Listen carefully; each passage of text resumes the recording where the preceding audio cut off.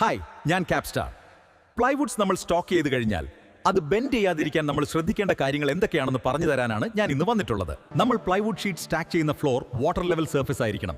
കൂടാതെ ഫ്ലാറ്റ് ആയിട്ട് plywood store ചെയ്യുക, കാരണം സ്റ്റാൻഡിംഗ് പൊസിഷനിലാണെങ്കിൽ അതിന് ബെൻഡ് വരും. അതുപോലെ തന്നെ പ്ലൈവുഡ് സ്റ്റോർ ചെയ്യുന്ന സർഫസിൽ അറൌണ്ട് 2 ഇഞ്ചസ് ഉയരമുള്ള 4 വുഡൻ ബ്ലോക്സ് പ്ലേസ് ചെയ്യുക. എല്ലാ ബ്ലോക്സും സെയിം ഹൈറ്റ് ആയിരിക്കണം.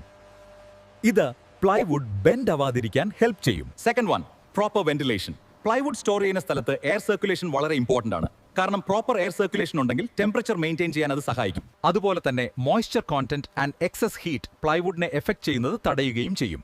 ഇതിൽ നിന്ന് പ്ലൈവുഡിന് ബെൻഡ് വരുന്നത് തടയാവുന്നതാണ്. തേർഡ് വൺ, സൺലൈറ്റ് ഡയറക്റ്റ് അടിക്കുന്ന പ്ലേസിൽ പ്ലൈവുഡ് വെക്കാതിരിക്കുക. കാരണം സൺലൈറ്റ് അടിക്കുന്ന ഭാഗം ഡ്രൈ ആയാൽ അതിന് ഇംബാലൻസ് വരികയും ആ ഇംബാലൻസ് കാരണം പ്ലൈവുഡിന് ബെൻഡ് സംഭവിക്കും. അതുപോലെ തന്നെ നിങ്ങൾ ശ്രദ്ധിക്കേണ്ട വേറൊരു കാര്യമാണ് വാർഡ്രോബ് ഡോർസിന് വേണ്ടി പ്ലൈവുഡ്സ് ചൂസ് ചെയ്യുമ്പോൾ പ്ലൈവുഡ്സിൽ ബെൻഡ് വരുന്നത് എല്ലാ ആപ്ലിക്കേഷൻസിനും ഒരു പ്രോബ്ലം അല്ല.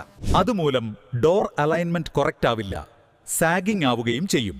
അതുകൊണ്ട് തന്നെ പ്ലൈവുഡ്സ് പർച്ചേസ് ചെയ്തതിൽ നിന്ന് വാർഡ്രോബ്സിന് വേണ്ടി മാത്രം സെലക്റ്റീവായി ചെക്ക് ചെയ്ത് ബെൻഡ് ഇല്ല എന്ന് ഉറപ്പുവരുത്തി ചെയ്യുന്നത് നല്ലതായിരിക്കും. ഞാൻ ഈ പറഞ്ഞ കാര്യങ്ങൾ നിങ്ങൾക്ക് ഉപകാരപ്പെടുമെന്ന് വിചാരിക്കുന്നു. Thank you. Capital Ply. Hard to beat.